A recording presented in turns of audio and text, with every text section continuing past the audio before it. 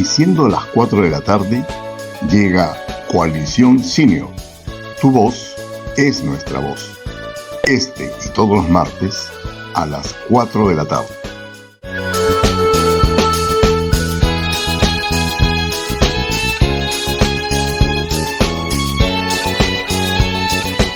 Hola, ¿qué tal amigos? Les saluda Oscar Bravo y les invito a quedarse con nosotros.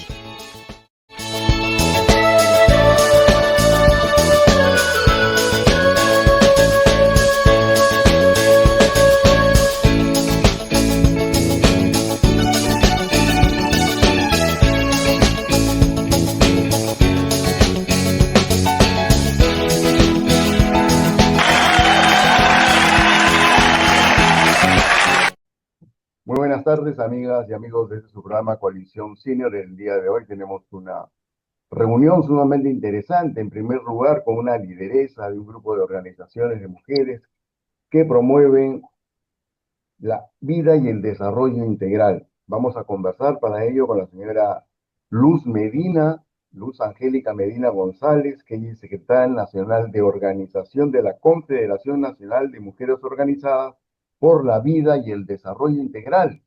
Luz, bienvenida, ¿cómo estás? Tengo entendido que ustedes acaban de terminar un evento internacional en relación al cuidado en Lima Metropolitana. Cuéntanos, por favor, cómo ha sido este evento, a qué conclusiones han llegado y cuáles son los compromisos de la mujer peruana o de la organización de la que tú formas parte. Bienvenida, te escuchamos, Luz. Muchas gracias, en primer lugar, Oscar, por la invitación. Hoy día aprovechar la información que vamos a poder compartir. Este seminario se realizó el 28 al 29 con un objetivo, ¿no? De que tengamos una agenda conjunta hacia un sistema local de cuidados en Lima Metropolitana, ¿no? Yo hoy día estoy aquí como una representante de la red metropolitana de mujeres contra la violencia de género que integramos como organización y que también este evento fue organizado por un consorcio que está conformado por 3 instituciones, mejor dicho, 3 ONGs, es Alternativa, Fovida y Demos, ¿no? A través de un proyecto que ha sido prácticamente apoyado, ¿no? Apoyado por AXI, ¿no? La Cooperación Internacional para el Desarrollo que está acá en el Perú y que viene apoyando a este tipo de acciones que vienen realizando las diferentes redes de Lima Metropolitana, y entre esas estamos nosotras a un nivel nacional como también metropolitano.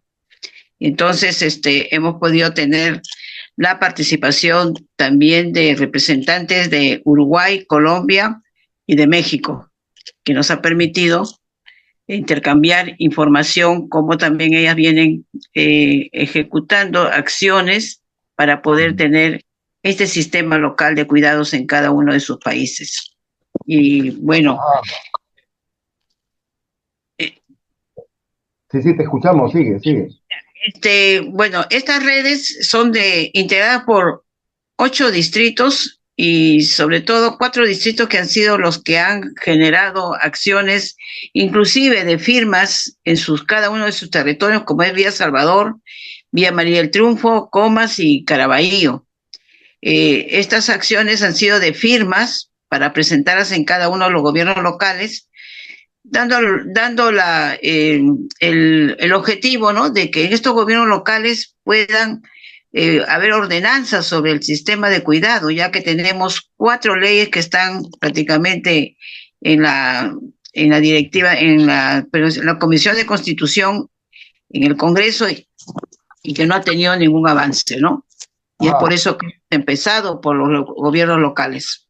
Muy bien, muy bien. Luz, coméntanos, por favor, una inquietud. Acláranos lo siguiente. ¿Esto de cuidados se refiere a cuidados en la primera infancia, a los lactantes, a los niños, a los adolescentes, a las personas mayores, personas con discapacidad, o es en general para todo grupo etario? ¿Hay algunas precisiones al respecto? ¿Nos puedes dar algún detalle, por favor? No, el sistema de cuidados, no se está identificando una cosa tipificada en un solo grupo de vulnerables, ¿no? Es en todos, que tiene que ver con los Ujú. niños, niñas, tiene que ver con las personas, las mujeres, las personas adultas mayores, las personas con discapacidad, porque ¿Ya? hemos tenido esa presencia en este seminario, ¿no? O sea, no es que el sistema tenga que ver solamente con un sector, sino con todo lo que tiene que ver con las personas vulnerables. Y es por eso, Ah, inclusive, las personas que cuidan, ¿no? Que cuidan a las personas que necesitan de un cuidado y que, por supuesto, se tiene como conocimiento según nuestra constitución que el gobierno tiene que cuidar a la población, pero nosotras como organizaciones sociales venimos realizando este trabajo de cuidado a través de nuestras propias familias, nuestras propias comunidades, nuestras organizaciones, y que realmente no hay un reconocimiento, ¿no? Entonces hemos ah, empezado por este espacio local donde ya. los locales tengan que tener en cuenta su población.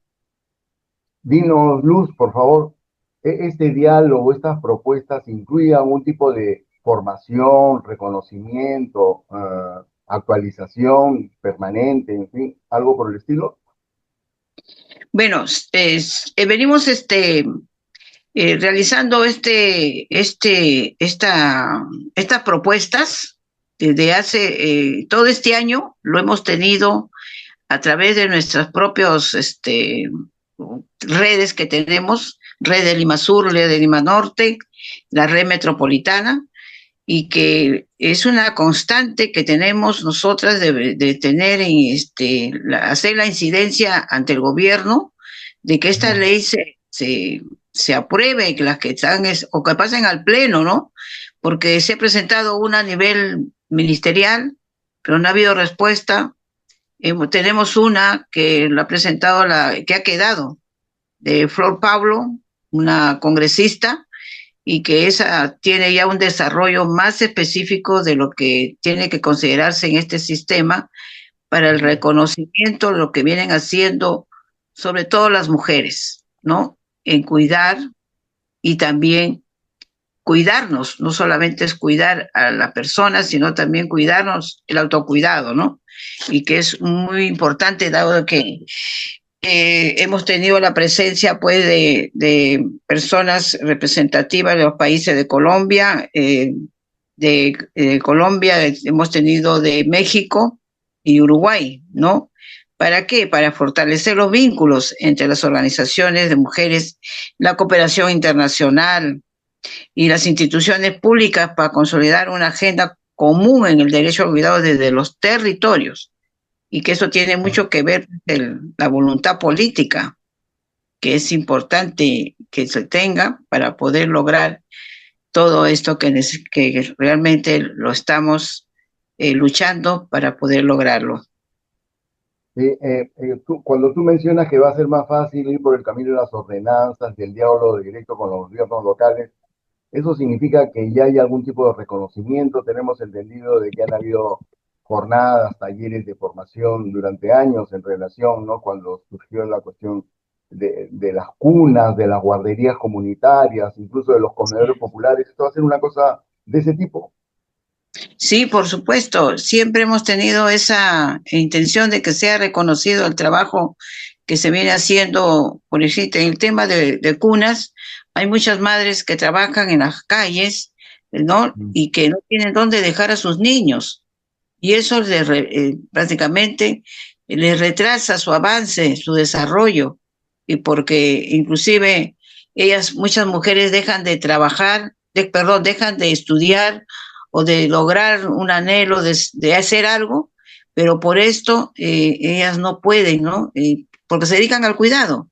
Y Ya. otras que decimos voluntariamente porque en cuanto a las necesidades que surgen porque no hay una buena decisión del gobierno, ¿no? Cualquier gobierno que ha pasado no ha tenido en cuenta lo que las mujeres hacen para sostener el país en el tema de cuidados, en el aporte social, porque nosotros hacemos un trabajo voluntario y es por Ajá. eso un trabajo voluntario que lo venimos solicitando a través de nuestros gobiernos locales también que tengan dentro de sus planes el tema de un cuidado integral de su territorio en todos estos temas, ¿no? Tenemos la OMAPE, ¿no?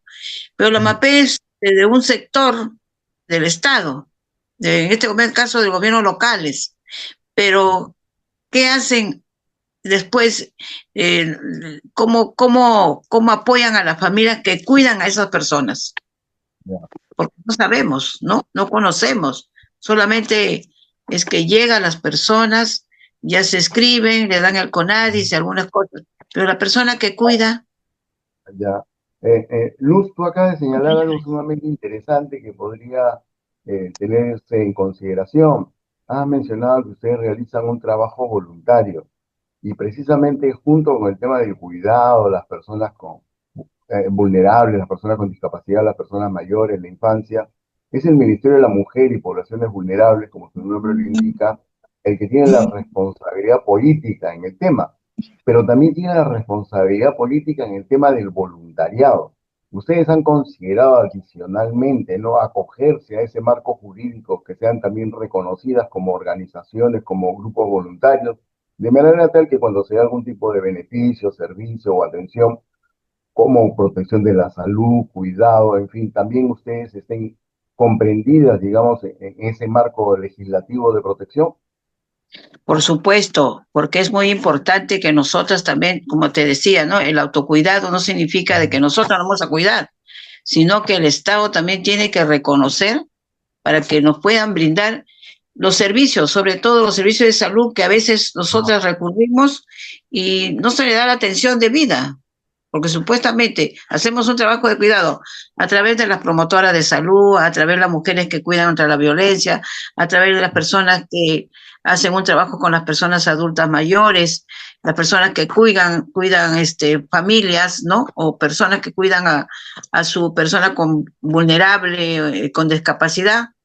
¿Quién reconoce ese trabajo que hacen estas personas voluntariamente para poder lograr que haya un reconocimiento? De repente no será un reconocimiento con recursos económicos, pero sí de atención, sí de dar la oportunidad que se estudie, y cuántas otras cosas más, hasta nuestros hijos que tengan esa atención especial para que entren a estudiar de una manera gratuita o de repente con un costo menos, ¿no? Pero realmente no estamos sintiendo que el Estado tenga esa disponibilidad de poder apoyar.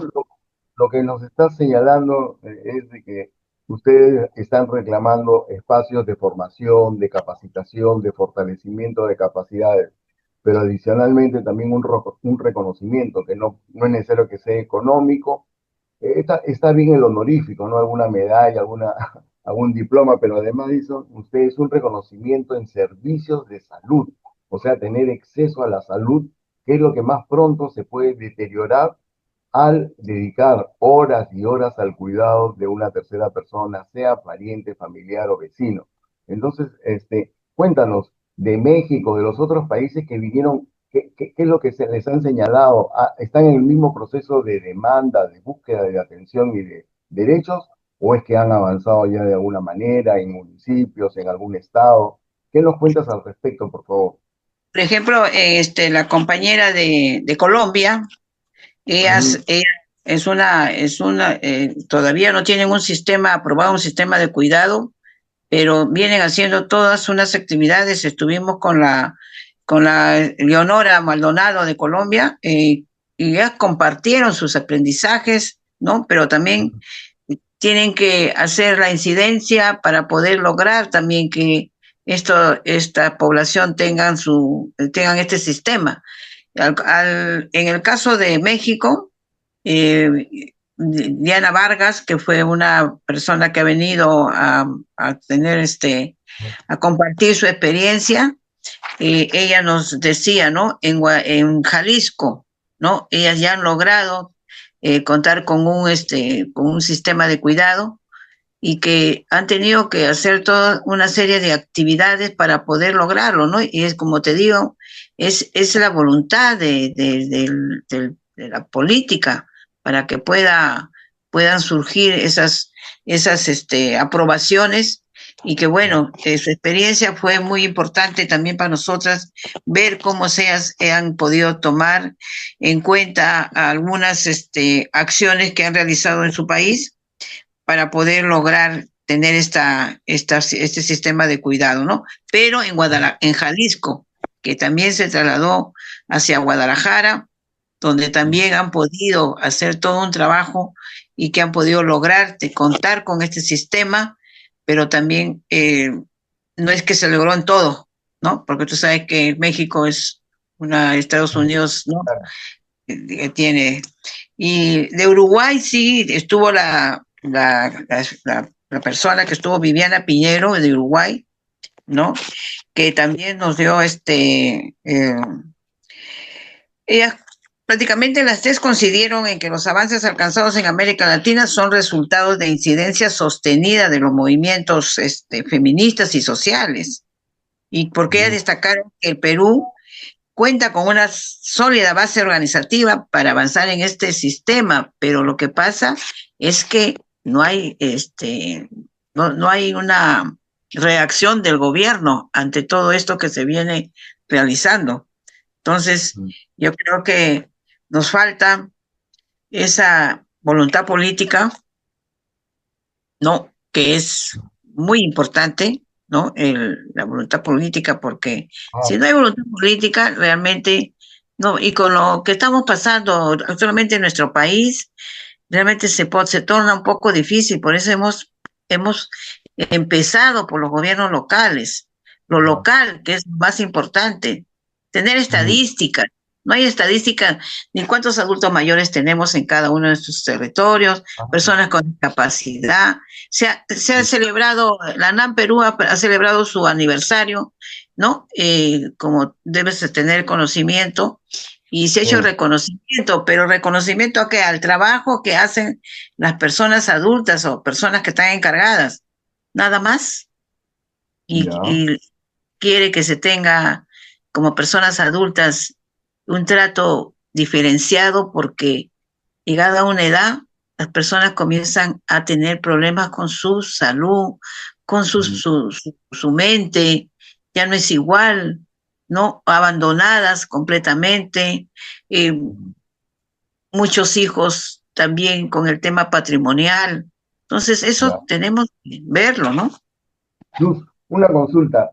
¿Podrían mencionar cuáles son los distritos que ustedes están sintiendo como más cercanos, más sensibles a esta problemática y que podrían liderar, si se quiere, ¿no? Una red municipal, distrital de reconocimiento de derechos a las personas que realizan esta solidaria, ¿no? Y comprometida labor de cuidado? Mira, con las acciones que hemos venido haciendo todo este año, hemos presentado firmas, ¿no? Firmas que se han hecho, más de 1000 y tantas firmas en cada uno de estos distritos, como es el Caraballo, Lima Norte y Comas, ¿no? Mujeres organizadas. También hemos tenido en el sur, Villa El Salvador y Villa María del Triunfo, que también han presentado ya ante el gobierno local, y se ha hecho una propuesta de una ordenanza en Comas, ¿no? Que hemos podido contar con el apoyo de ONU Mujeres en Lima Norte, Alternativa, como es una institución conocida, también conjuntamente con ellas.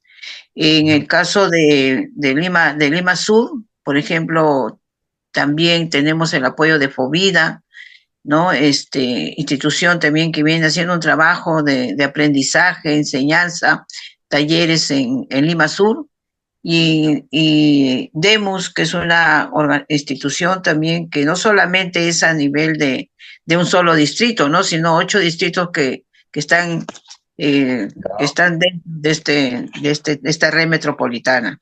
Y vamos a ver, y hemos hecho ya una incidencia en Comas para poder lograr la ordenanza. Se ha presentado ahí en Caraballo, igualmente en Villa Salvador y Villa María del Triunfo, con estas firmas, y esperamos que haya un resultado positivo, Oscar. Ojalá Ya Luz, pronto. una consulta adicional es, ustedes están convocando, han convocado, digamos, a personas, en primer lugar, u organizaciones de cuidadores o cuidadoras de algunas otras localidades aquí de Lima o del interior del país? ¿Tienen algún tipo de relación? Digamos, están despertando el interés en la necesidad, ¿no? De que las personas que estén comprometidas con el cuidado de algún pariente, este, se organicen y formen una organización, una asociación, digamos, distrital, local o con el nombre que fuera. ¿Están en ese Mire, ejercicio? como nosotras somos, CONAMOVID es una organización nacional, ¿no? A través de nuestras regiones estamos, porque CONAMOVID actualmente es parte de la Alianza Global del Cuidado como Ajá, organización. ya. Entonces nosotros tenemos el interés de que nuestras regiones también Ujú, surjan, se organicen también para ya. poder lograr que se apruebe, ¿no? Una ordenanza sobre el Ujú, sistema de cuidado en cada una de sus regiones. ya. Sabemos que es difícil, pero no Ujú. imposible, ¿no? Entonces, Teniendo en cuenta la importancia de este tema, de esta ajá, ley, ¿no? Y bueno, queremos lograrlo también acá en Lima Metropolitana, porque en Lima Metropolitana, a pesar que está centralizado todo, ¿no? ujú, Pero lo estamos haciendo y queremos que esto sea difundido, bueno, sea muy bien. conocido. Luz, entonces, a través de este programa, de la contacto, de las redes, de la multiplicación que pueda haber de esta conversación que estamos teniendo, tú invitarías, digamos, a las personas que están dedicadas al cuidado de niños, personas con discapacidad, personas mayores, a que busquen a sus pares y traten de unirse en una especie de club de asociación y que luego puedan ir compartiendo, digamos, con la Federación Nacional de la que tú formas parte y de esa manera logren ir centralizando, integrando, digamos, esta búsqueda de atención, esta llamada de atención al Estado para que sea, digamos, solidario con quienes son solidarios, porque este tipo de cuidado voluntario que tú mencionas de amigos, familiares, vecinos, es una expresión de solidaridad y esta y de voluntariado, has dicho. Y el voluntariado contribuye a resolver problemas nacionales, ahí donde a veces el Estado no llega o no tiene presupuesto o no llega de manera suficiente. En tal sentido, en un gesto de reciprocidad, podrían ustedes estar considerando que el Estado, el gobierno local, los gobiernos regionales, digamos, también presten atención y en primer término ofrezcan espacios de formación, de capacitación y en segundo de reconocimiento, en primer lugar, como bien has mencionado, del cuidado de la salud, porque es casi lo primero que se deteriora en las personas dedicadas al cuidado de otras personas. ¿Algún comentario final, Luz, por favor? Sí, sí, mira, el cuidado es un derecho humano y una Mm, prioridad pública que debe ser asumida de mm, manera corresponsable por el Estado, las empresas, las comunidades y las familias. Y es por eso que un llamado, ¿no? A las familias que tienen personas que cuidan, a estas organizaciones también que existen, organizaciones a nivel nacional de adultos mayores, personas con discapacidad, porque hemos tenido, por ejemplo, la presencia de Victoria Arce, representante del Club de Adulto Mayor Amigos del 21 de Villa El Salvador, ah, ¿no? Bueno, ella manifestó que sigue avanzando, ¿no? mm, Estableciendo también alianzas entre ellas, ¿no? Haciendo alianzas que garantizan, para que garanticen pues el derecho al cuidado y a la igualdad, ¿no? El ah, colectivo también por cierto, que tienen que ver con las personas con discapacidad. Hemos correcto. tenido presencia de estos sectores y que eso también nos permite haberles has hecho sentir de que necesitamos que todos nos organicemos y que nos vinculemos con lo que se viene haciendo, ¿no? Acá no se trata de que yo voy a luchar sola por este lado, no. Estas redes nos permiten involucrar a todo aquello que tiene que ver con este sistema de cuidado para poder lograrlo, Oscar. Muy bien, muchas gracias. Hemos tenido con nosotros a Luz Angélica Medina González, Responsable, secretaria nacional de organización de la Confederación Nacional de Mujeres Organizadas por la Vida y el Desarrollo Integral, quienes están comprometidas con el reconocimiento y fortalecimiento de capacidades de las personas y organizaciones dedicadas al cuidado de otras personas. Es un gesto solidario, un compromiso cívico y ético que tiene que ser reconocido y valorado por las autoridades locales y nacionales. Así de que, Luz, muchas gracias por tu participación. Invitamos a la audiencia a ponerse en contacto con la Federación o con Luz a través de nosotros o los contactos que puedan tener, de manera tal que esta corriente vaya creciendo. Muchas gracias por tu participación, será hasta cualquier momento, esperamos que sea pronto, que nos dé buenas noticias y continuamos con el programa. Muchas gracias, volvemos. Gracias, gracias a todos. Continuamos entonces con la programación del día de hoy. Tenemos como invitado al doctor Marco Tulio Gutiérrez, abogado, especialista en derecho vecinal y además es un analista político con el que tenemos que resolver algunas dudas. ¿Cuál es el peso específico, digamos, de la población adulta mayor en el proceso electoral que se avecina? ¿Es importante? ¿No tiene mucha trascendencia? ¿Cuentan realmente los votos de las personas de 60 o más años? ¿Se repetirá en este proceso electoral aquella carrera, aquella campaña que decía lleven a sus abuelitos, lleven a sus papás a que voten? ¿Es tan importante el peso electoral de la población adulta mayor? Buenas tardes, Marco Tulio. Bienvenido al programa Coalición Senior. Cuéntanos, por favor, cuál es tu ¿Qué tal, comentario. Oscar? Bueno, tomando como referencia las cifras oficiales, las cifras estadísticas, tenemos de que según el Instituto Nacional de Estadística e Informática, el INEI, la proyección en cuanto a de la población total para el año 2025 de la población adulta mayor es del 14,3%. Ajá. Cruzando la data con el RENIEC, que ha sido lo más reciente, el reporte este del simulacro de cierre del padrón para el 2026, el número de electores es 5.300.000 electores de 60 años o más, lo que representa el 20,2% del padrón electoral. Lo Ujú. interesante es tanto la cifra como lo que ésta representa en cuanto a un segmento de población que necesita de los partidos políticos propuestas muy concretas. En el caso de los jóvenes o de los adultos jóvenes, obviamente la problemática es el trabajo, la educación, pero en el caso, y también la salud, por cierto, pero en el caso de las personas mayores, la importancia, por ejemplo, el peso que tiene el tema salud, el tema que tiene previsión social, el peso que tiene los servicios que las municipalidades o el gobierno, los gobiernos regionales deben darles, es muy importante, dada la situación de vulnerabilidad que se va acrecentando con el paso de los años. Obviamente, una persona de adulta mayor de 60 no tiene pues los niveles de dependencia social como si la tendría alguien de 80 o 85. Pero definitivamente de que hay que tener servicios para ellos, obviamente que tienen que formar parte de la oferta electoral, ¿no?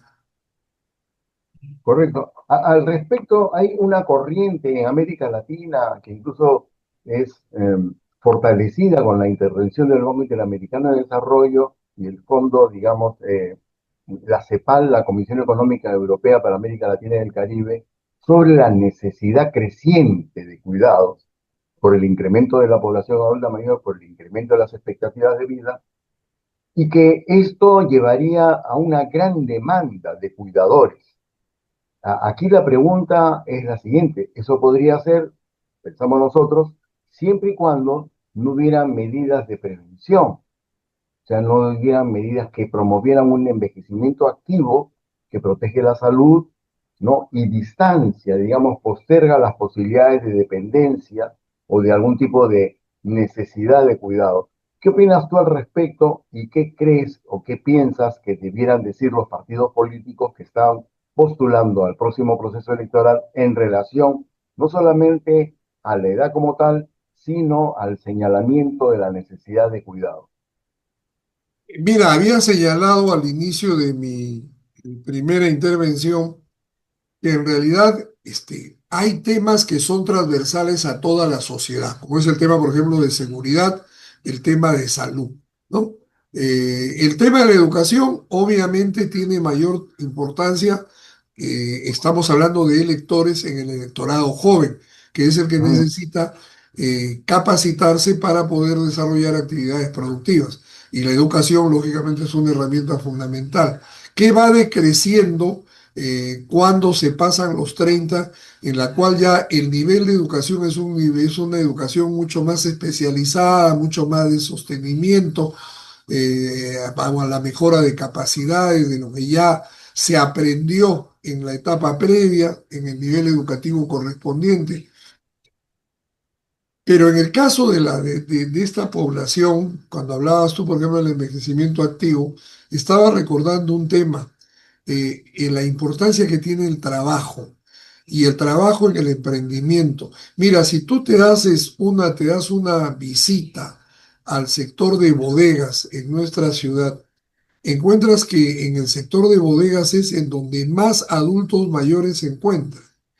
¿No? mm, Es por lo general son personas de avanzada edad las que están a cargo de los negocios, cosa que no ocurre con los jóvenes, los cuales están más dedicados a la etapa de formación educativa o a trabajos que no demandan una presencia tan constante como es, por ejemplo, el caso de una bodega. Recordemos que una bodega funciona de 6 de la mañana a 10 de la noche, ¿no? mm, Y lógicamente la población joven está más pensando en jornadas laborales de 8 horas que les permitan estudiar o tener un segundo empleo, ¿no? Cosa, es imposible que ocurra en la bodega. Entonces, definitivamente una de las herramientas del envejecimiento saludable es el envejecimiento activo a través del trabajo, el apoyo a los emprendimientos. ¿Qué podrían hacer? Y en este caso el rol de los gobiernos locales es fundamental porque es el gobierno que está más cerca de la gente, ¿no? O sea, no podemos pedirle al gobierno nacional que se preocupe el tema. Es como, por ejemplo, ahora cuando hablamos de las casas de refugio para el tema de violencia mujer, en realidad estamos hablando de una atención totalmente insuficiente porque la tiene asumida totalmente el gobierno nacional. Diferente mm. situación sería si estuviera a cargo del gobierno local, aun cuando éstas ya por mandato legal también deberían de involucrarse en el tema. Entonces yo creo de que la importancia que tiene el electorado adulto mayor está en que es mucho más identificable las necesidades específicas. Mejoramiento de la calidad de la salud sin lugar a dudas. Cuando uno va a los hospitales, sean del Ministerio de Salud o de la Seguridad Social o los hospitales de solidaridad y en general todos los establecimientos privados, encontramos que la presencia es predominante de adultos mayores, porque son los que evidentemente necesitan mayor atención de salud. Entonces, el tema de la salud es importante. El tema de lo que es el mundo previsional, el tema del dinero que uno debe recibir después que se ha agotado su participación en la economía tradicional, en el trabajo tradicional, ¿no? Dependiente o independiente, pero tradicional, de 8 a 10 horas. Eh, ¿Qué hacer? O sea, ahí tiene que haber una propuesta concreta. Por Mm, ejemplo, estaba leyendo un titular de un diario que decía de que se iban a ver dos bonificaciones en diciembre. Y mm, claro, el conductor de televisión decía, de lo poquito que se les da, qué bueno que reciban el doble, pero no es de que lo poquito que reciban, tenemos que procurar de que el sistema previsional privado o público parta de una canasta que tiene que ser necesariamente otorgada por los sistemas actualmente existentes o subsidiado de tal manera de que tengamos una vejez tranquila, ¿no? mm. Y el tema a lo cual yo le añadiría la intensa campaña de los cuidados en el hogar para los adultos, sea como una actuación de los familiares con sus viejos, o de un servicio que se pueda contratar, o de un servicio que pueda dar el Estado a través de centros de atención, de centros de señores. Estaría también el tema del envejecimiento laboral, o sea, el emprendimiento que pudiera lograrse con ello. Yo creo que con esas cuatro herramientas los partidos políticos debieran tomar en cuenta para hacer sus propuestas, ¿no? Habría una cuestión que tal vez hemos reparado y hemos conversado en otras oportunidades y la campaña recién está comenzando, digamos, pero lo que habíamos observado y hemos coincidido en esto es de que normalmente los candidatos que pasan de los 60 años o de los 70 o más manifiestan preocupación por la población adulta mayor, pero siempre en tercera persona, ellos, ¿no? Ellos, los demás, no parten del reconocimiento de su propia ubicación etaria, digamos, no parten de un nosotros los mayores necesitamos y nosotros los mayores podemos construir, ¿no? Porque un candidato, un postulante al Congreso o a la presidencia de la República, mayor de 60 o 70 años, podría ser lo primero que diga y de esa manera contribuir, digamos, a esa discriminación por edad, a ese edadismo, ¿no? A esa exclusión social que hay precisamente por tener 60 o más años. ¿Qué nos comentas tú al respecto? Mira, yo creo de que el tema está también en quiénes son los candidatos, ¿no? Recordemos de que lamentablemente hemos en las últimas décadas eh, soportado el debilitamiento de los partidos políticos por el ingreso del dinero. No estoy hablando del dinero sucio, sino del dinero, del que tiene dinero, del candidato que tiene plata y que puede hacer campaña electoral para poder llegar a un escaño. Ujú. Seguramente eso habría que revisar en las hojas de vida de los actuales 130 o 129 congresistas que hay, eh, cuáles eran sus niveles de ingreso, ¿no? O sea, cuando llegaron, porque obviamente para quien es empresario, ha tenido dinero para financiar una campaña, para estar en una lista al Congreso y luego obtener la representación, él habla en tercera persona porque en realidad él no es parte del grueso de la población que no es empresario, que ha sido trabajador dependiente o trabajador independiente como profesional o técnico y que luego al llegar a la vejez lo único que tiene es la pensión. Y Ujú. si algo le quedó de posibilidad previsional propia, el ser rentista de una casa, de un departamento, de un cuartito, de lo que fuera, fuera de eso, en realidad son mundos diferentes, ¿no? O sea, es como cuando hablamos de la juventud, ¿no? Obviamente, para aquellos que están postulando a beca 18 su universo de problemas está en su pobreza y en tratar de obtener un subsidio del Estado para poder desarrollar una carrera Ujú. exitosa, entendiendo por exitosa una que tenga la tranquilidad de no tener que trabajar para poder financiar los estudios, ¿no? Entonces, obviamente, el que tiene dinero, el que es hijo de familia, acomodada, ese problema no existe, ¿no? Ese se lo resuelve el papá y la mamá. Y lo mismo pasa en el caso de los adultos mayores.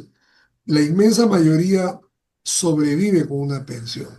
Y sea la pensión obtenida a través de AFP o ONP o la pensión 65 que bueno, eso ya es una lágrima, ¿no? Ujú. Es la pensión más chiquita de las tres.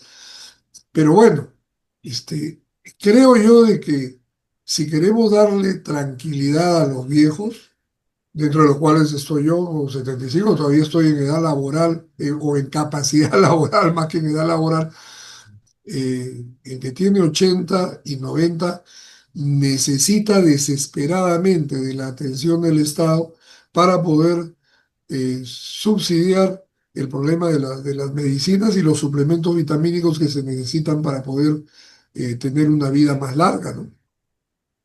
Marco Tulio, considerando el alto porcentaje de informalidad laboral existente en el país y por otro lado, que el 25%, esta relación, ¿no?, de los hogares del Perú, de las familias del Perú, son sostenidos por personas de 60 o más años. ¿Cómo cruzarías tú esta información en relación a las expectativas de bienestar, ¿no? A las pensiones, a los sistemas previsionales que tú has mencionado?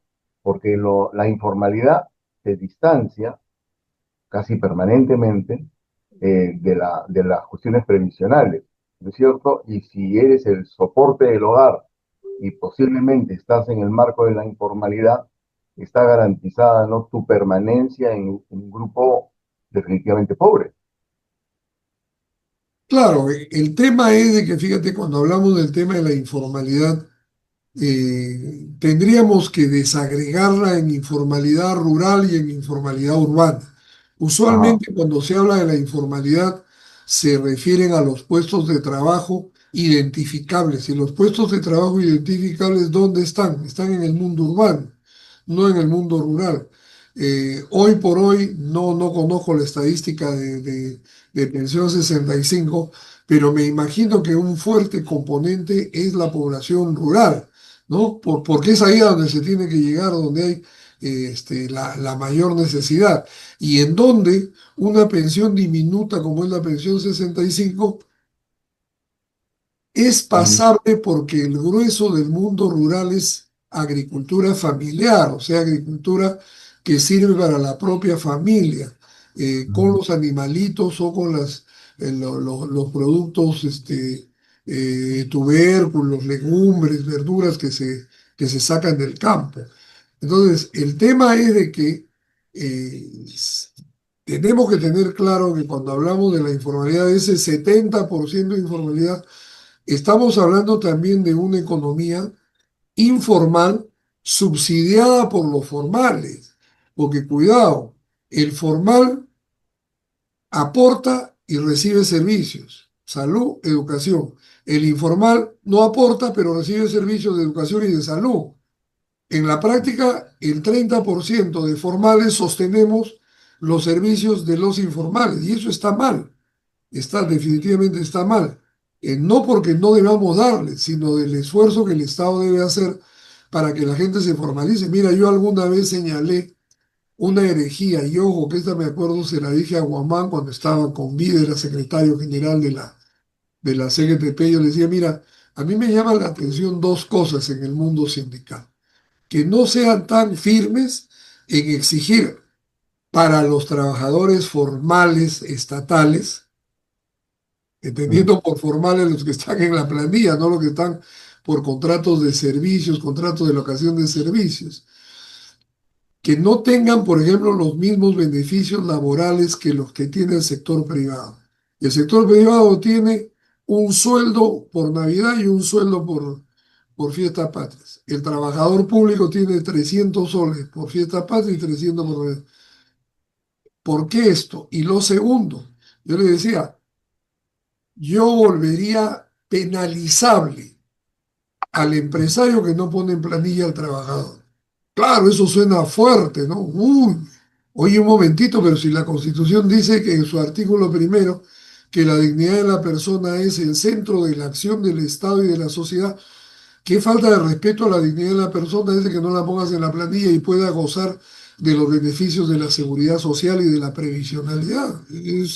Eso yo lo entiendo como un atropello terrible a la dignidad de las personas.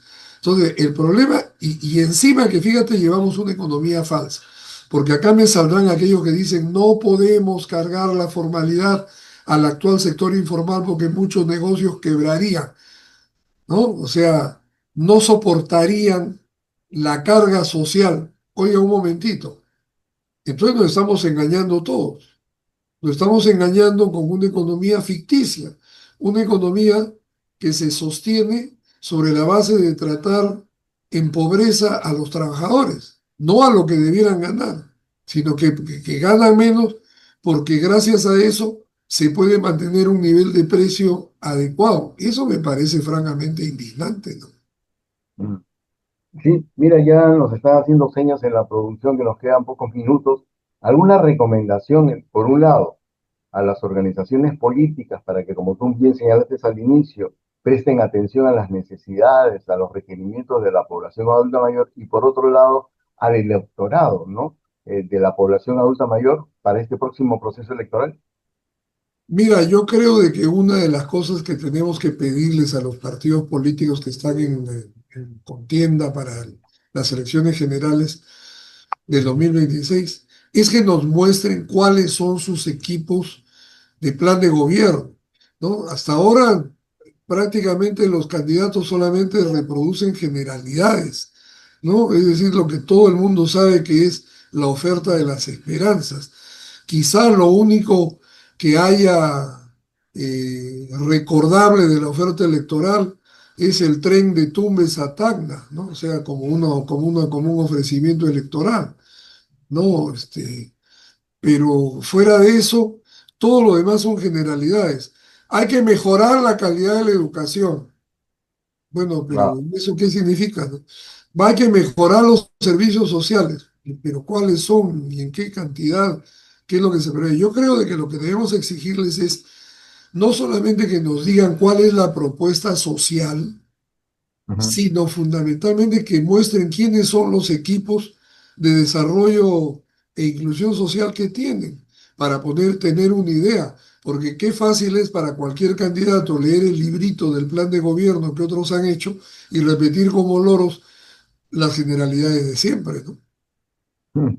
Muy bien, Marco Tulio, muchísimas gracias por tus comentarios, por tus recomendaciones. Esperamos tenerte próximamente, sobre todo ahora que ya se acerca no solamente el proceso electoral, sino la celebración de la Navidad y la bienvenida al próximo año, que tiene que llenarnos de esperanzas y planes y proyectos con metas que puedan alcanzarse. Muchas gracias, Marco Tulio, y hasta una próxima oportunidad. A la orden, Oscar. Nos vemos. Bien, amigas y amigos, esto ha sido todo por hoy. Los esperamos el próximo martes a partir de las 4 de la tarde. Compartan el enlace y esperamos sus comentarios, noticias, sugerencias. Será hasta la próxima semana. Nos vemos. Gracias por su sintonía.